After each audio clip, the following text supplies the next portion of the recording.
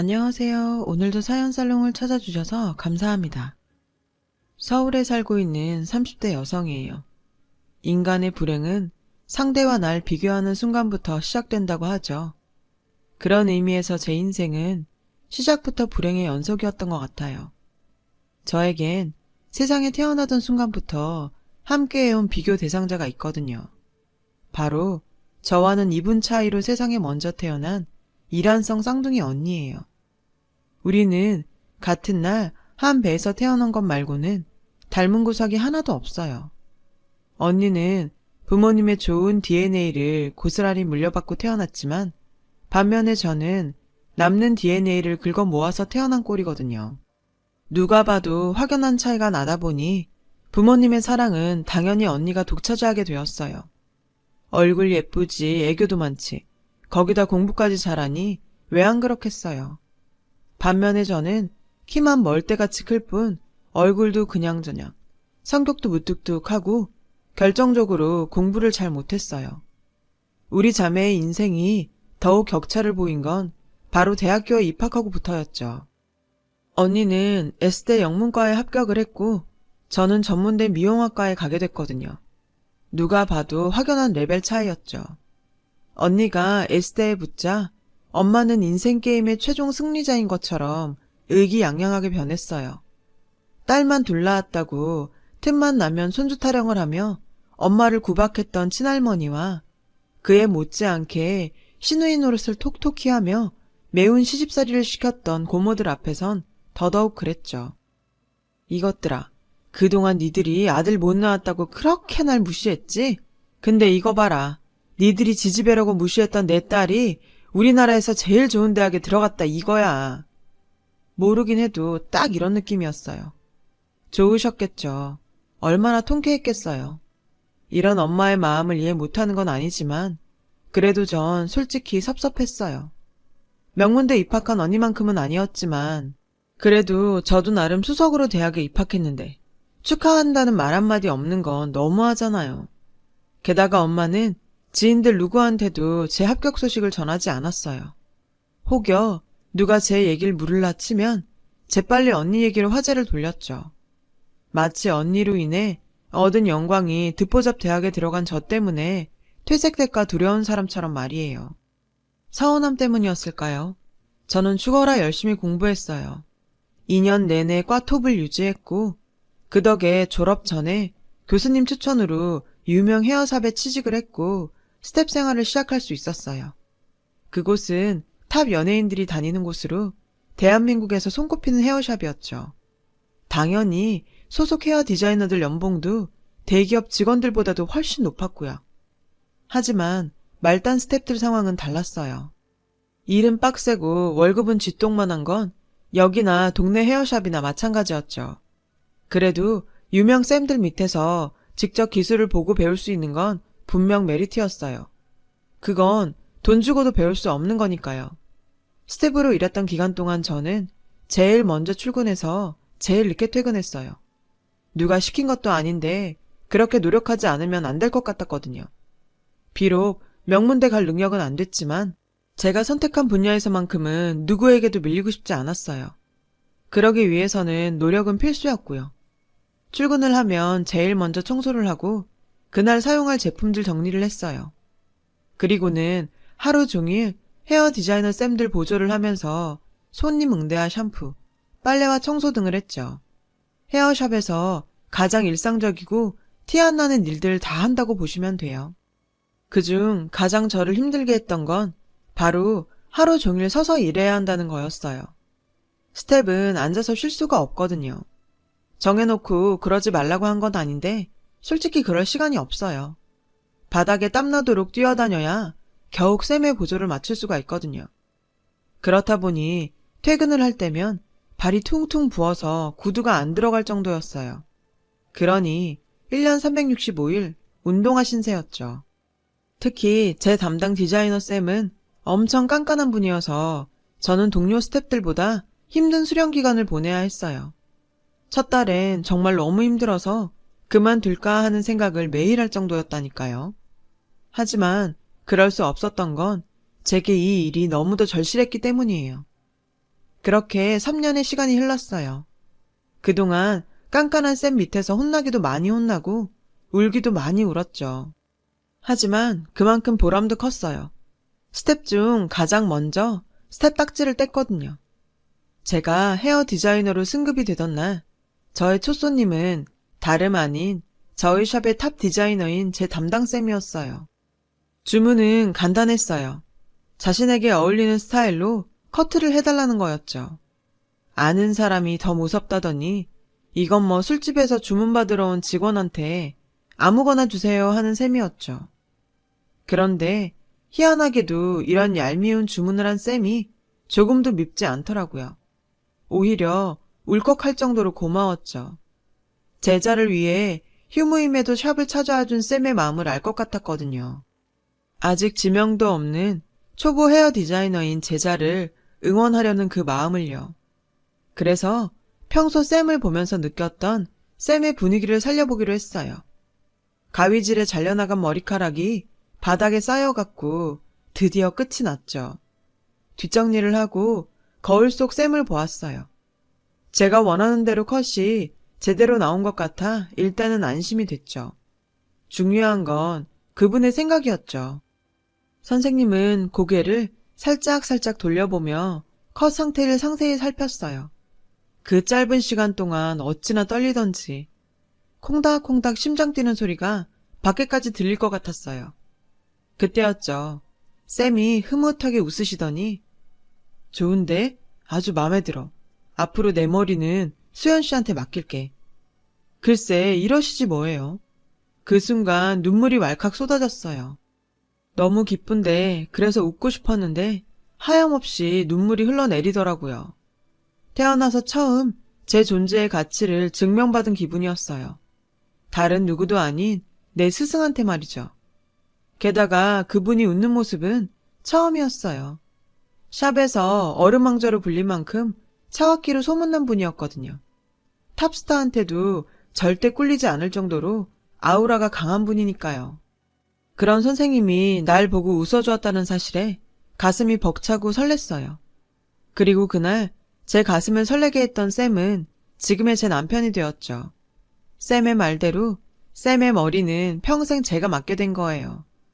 제가 디자이너로 승격되고 얼마 뒤부터 우리는 연인 사이로 발전했어요. 그리고 3년 뒤 결혼을 약속했죠. 그래서 양가 부모님의 허락을 받기 위해 인사를 드리러 가기로 했죠. 연애 초부터 이미 시동생과는 누나 동생 하는 사이였고 시부모님도 몇 번 뵌 적이 있어서 시댁에서 결혼 승낙을 받는 건 솔직히 걱정이 안 됐어요. 평소 저를 많이 예뻐해 주셨기에 당연히 허락해 주실 거라 믿었으니까요. 그리고 결과는 제 예상대로였어요. 하지만 우리 집의 경우는 그 반대였죠. 저희 부모님이 남편의 직업을 가지고 트집을 잡으며 반대하셨거든요. 남사스럽게 남자가 무슨 미용사냐고요. 지금은 시대가 달라졌다고 아무리 설명을 해도 들은 척도 안 하셨어요. 당신들의 딸도 같은 직종에 있는데도 사윗감 직업으로는 안 된다니 이게 말이 되나요? 저는 정말 이해가 안 됐어요. 아무리 내 부모라지만 이렇게 말도 안 되는 트집을 잡으니 한심하더라고요. 남편한테 미안하기도 했고요. 저는 남편 집에서 환영받으며 예쁨을 받는데 남편은 저희 부모님한테 문전박대나 당하다니 남편 앞에서 고개를 들 수가 없었어요. 그런데도 남편은 실행기색 하나 없이 꾸준히 저희 집을 찾아갔고 냉대에도 불구하고 한결같이 저희 부모님한테 성심성의껏 했어요. 딸인 저보다 더요. 결국 그런 남편의 노력 덕분에 우린 결혼 승낙을 받을 수 있었어요. 신혼집은 친정 근처에 얻기로 했어요. 친정엄마가 결혼을 허락해 주시면서 걸었던 조건이었거든요. 시부모님과 남편은 저희 엄마가 저를 많이 사랑하셔서 그런 거라고 했지만 저는 그게 아니라는 걸 알고 있었어요. 엄마가 절 그렇게 걱정하거나 챙기는 분이 아니라는 건 어려서부터 익히 알고 있었으니까요. 엄마의 목적은 사위인 제 남편이었어요. 모임 나가기 전 공짜 머리를 할 때라던가 김장할 때 배추 헹구거나 양념 버무릴 일손이 필요하다거나 택시비를 아껴줄 공짜 기사 필요할 때 곁에 두고 부려먹을 요량이었던 거죠. 엄마한테는 꽁으로 부려먹을 머슴 같은 사위가 필요했던 거예요. 솔직히 화가 났지만 아들 없는 처가에서 아들 노릇 할 수 있어서 다행이라는 남편을 보며 할 수 없이 참기로 했죠. 장인 장모의 사랑 대신 내가 더 내 남편을 위해주면 되리라 생각하면서요. 그러다 보면 엄마 아빠도 언젠가는 둘째 사위의 마음을 알아주시지 않을까 하는 생각도 조금 했고요. 결혼하고 얼마 뒤 우리 부부는 다니던 헤어샵을 그만두고 집 근처에 가게를 오픈했어요. 규모도 작고 홍보가 덜 된 탓에 고전을 면치 못했지만 실력만큼은 자신 있었죠. 그렇게 한두 달 적자로 버티다가 다행히 수년간 남편한테 머리를 해온 연예인이 샵에 방문하면서 입소문을 타게 됐어요. 스텝도 여럿 두게 됐고 지금은 강남이 아님에도 예약하기 힘든 헤어샵이 됐죠. 개업하고 3년 만의 성과였어요. 이제는 꽃길만 걸으면 된다 생각했던 그때 생각지도 않은 일이 생겼지 뭐예요. 언니의 결혼 이후 엄마가 형부와 제 남편을 차별하기 시작한 거예요. 언니는 저보다 2년 늦게 결혼을 했어요. 형부는 영국인으로 언니가 강의 나가고 있는 대학의 교환 교수예요. 엄마는 외국인의 대학 교수인 큰 사위를 엄청 떠받들었어요. 철철이 홍삼을 다려 먹이는 건 기본이고 한식이 입에 맞을지 걱정이라며 손이 많은 궁중요리도 해다 바칠 정도였죠. 그뿐인가요? 어딜 가든 그놈의 교수 사위 타령을 하며 자랑을 해댔어요. 누가 보면 엄마 아들인 줄 알겠다니까요. 그래요. 100번 양보해서 그럴 수 있다 쳐요. 근데요, 다른 건 몰라도 먹는 거 가지고 사람을 차별하면 안 되죠. 불만이 쌓여가던 어느 날이었어요. 남편이 오픈 준비를 하다 말고 저희 집에 갔다 온다며 헐레벌떡 나가지 뭐예요. 저희 엄마가 또 호출을 하신 거였죠. 하필 예약도 더 많은 날인데 말이에요. 저는 우리 집 일 때문에 나가는 거라 뭐라고 하지도 못하고 시계만 보며 전전긍긍 남편을 기다리고 있었어요. 그런데 나간 지 3시간이 넘었는데도 돌아오지 않는 거예요. 제 전화도 안 받고요.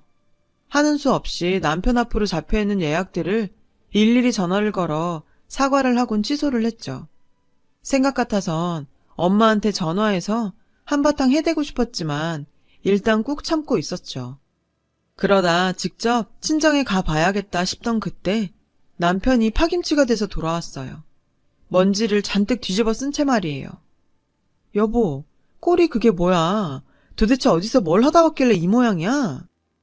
남편은 대답할 기운도 없다며 그대로 소파에 들어 눕더군요.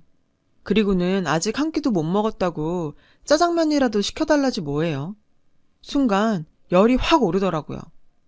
이 시간까지 엄마가 밥도 안 줬어? 도대체 지금까지 뭘 했는데? 얘기를 들어보니 허리 아픈 아빠 대신 창고방 도배를 해주고 왔다더라고요. 기가 막혔어요. 아니, 그렇게 일을 부려먹었으면 적어도 밥은 먹였어야죠. 어떻게 삼복더위에 하루 종일 부려먹고 밥도 안 줘서 보내요? 그런데 제가 더 열받는 게 뭔지 아세요? 남편이 오고 얼마 안 돼서 언니 SNS에 사진이 하나 올라왔더라고요. 친정 부모님들과 함께 언니랑 형부가 친정집 식탁에 둘러앉아 화기애애하게 삼계탕을 먹는 사진이었죠. 엄마표 삼계탕, 사위 사랑은 장모, 이런 해시태그까지 붙어있더라고요. 아니, 삼계탕을 했으면 당연히 제 남편도 먹여야 하는 거 아닌가요? 어쩌면 같이 먹자는 말 한마디도 없이 자기들끼리만 처먹고 있냐고요. 하루 종일 일까지 부려먹고서는. 탕비실에서 허겁지겁 짜장면을 먹는 남편을 보니 눈물이 날 지경이었어요. 그래서 더 이상은 안 되겠다 생각하곤 밖으로 나와 엄마한테 전화를 했어요. 오늘은 제대로 한마디 해야겠다 싶었죠. 엄마, 어떻게 사람이 그럴 수 있어?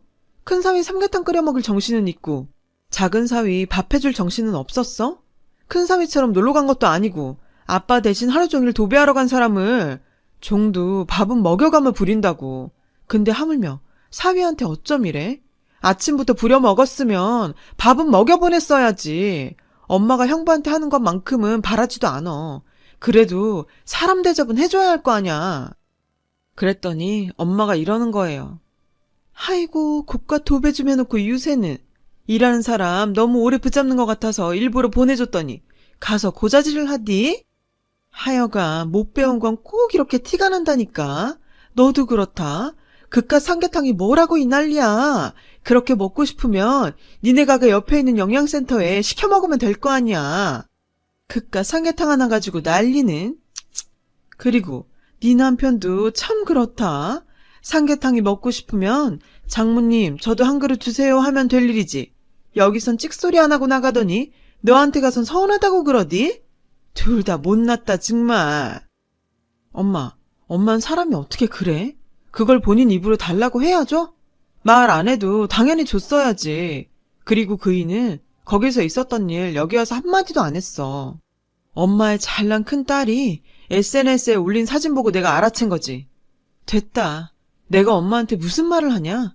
근데 엄마, 이거 하나는 꼭 알아둬. 모든 관계는 기브 앤 테이크라는 거. 전화를 끊고도 한참을 씩씩거렸어요.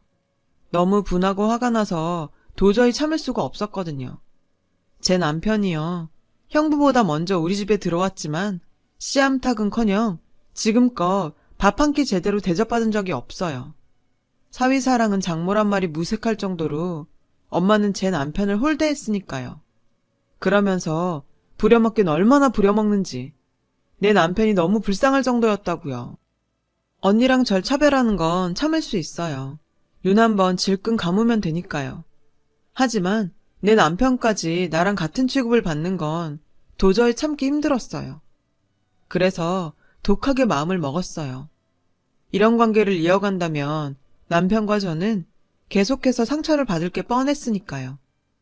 그래서 결심했어요. 가족이라는 이름으로 평생 상처만 주는 사람들은 이쪽에서 거절하겠다고요. 그래서 그날 이후 친정의 발길을 끊고 살았어요. 남편한테 걸려오는 엄마 전화도 제 선에서 모두 차단했죠. 그러던 어느 날이었어요. 친정엄마가 가게로 전화를 했더라고요. 웬일로 나긋나긋한 목소리로 주말에 남편이랑 집에 좀 들리라고 하더군요. 먼 바람이 불어 저러나 했더니 글쎄 그날이 엄마 생일이더라고요. 저는 모르는 척 넘어가라고 했는데 옆에서 통화 내용을 듣고 있던 남편이 그러는 거 아니라며 가자고 하더라고요. 남편 성화에 별 수 없이 춘향이 수청드는 심정으로 친정으로 향했어요. 그런데 웬일로 엄마가 현관까지 나와 저희를 맞아주지 뭐예요.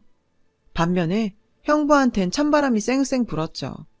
그 모습에 왠지 불안하더라고요. 아무래도 내가 모르는 뭔가가 있는 것 같았거든요.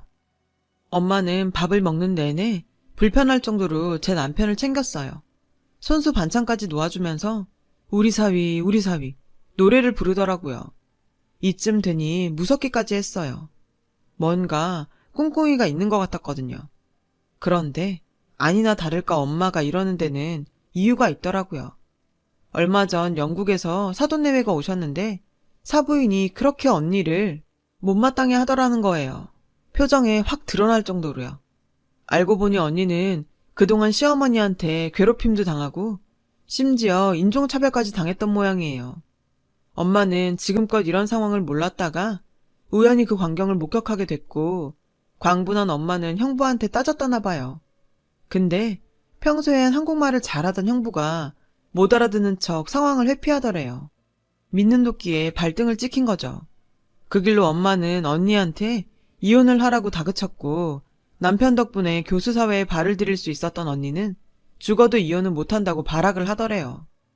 내가 누구 때문에 이러고 사는데 무식하고 돈 없는 엄마 아빠 때문이잖아. 부모 잘 만난 동기들은 나보다 못났어도 진작에 전임자리 차고 교수 됐어. 근데 뭐? 이혼을 하라고? 나한텐 비빌 구석은 이기적인 남편 새끼 하나인데 내가 어떻게 이혼을 해? 난 죽어도 못해. 안 해!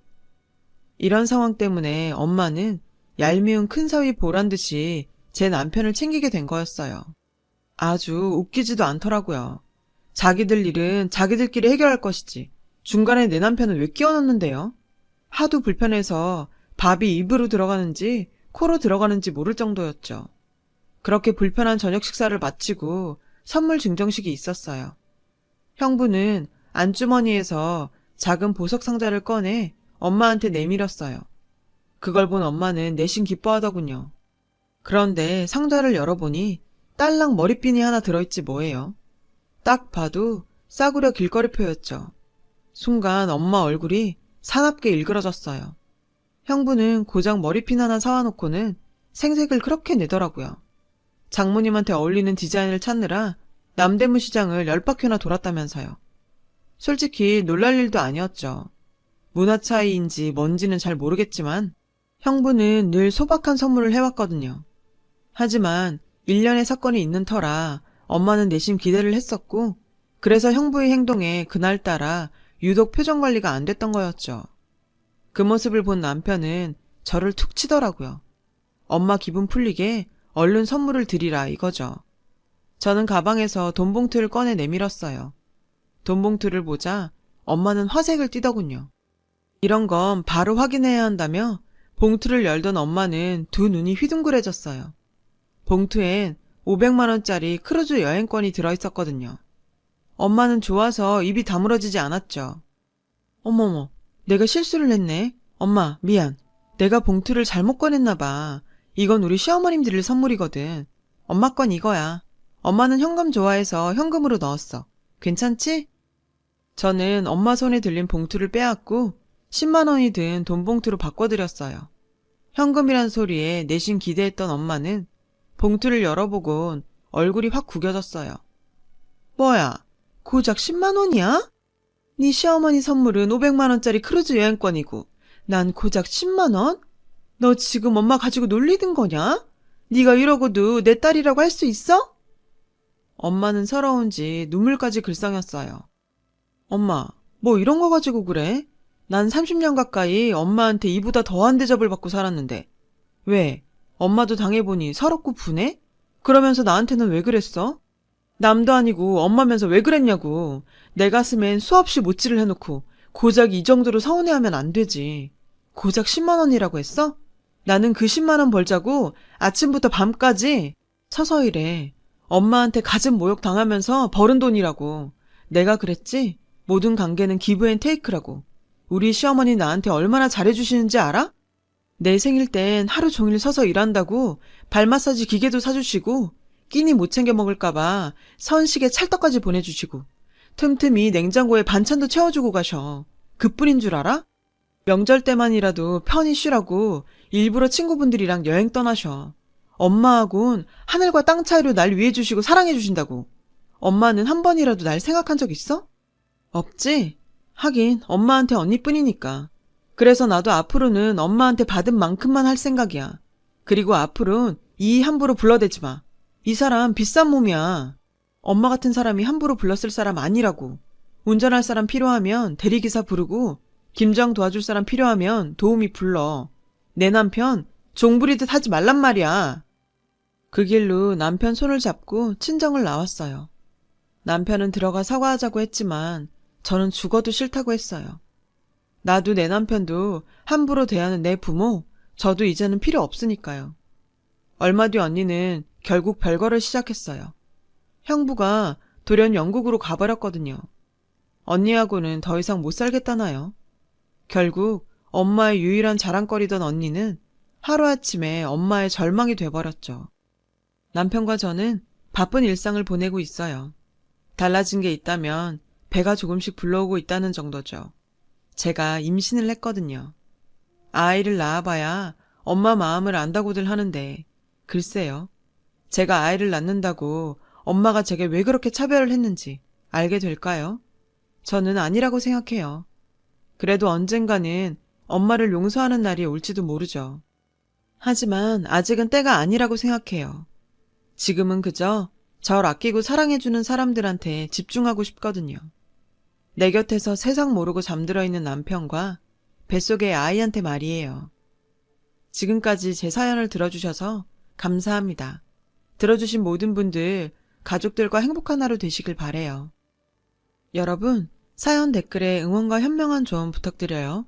좋아요와 구독은 저에게 큰 힘이 됩니다. 오늘도 좋은 일 가득하세요.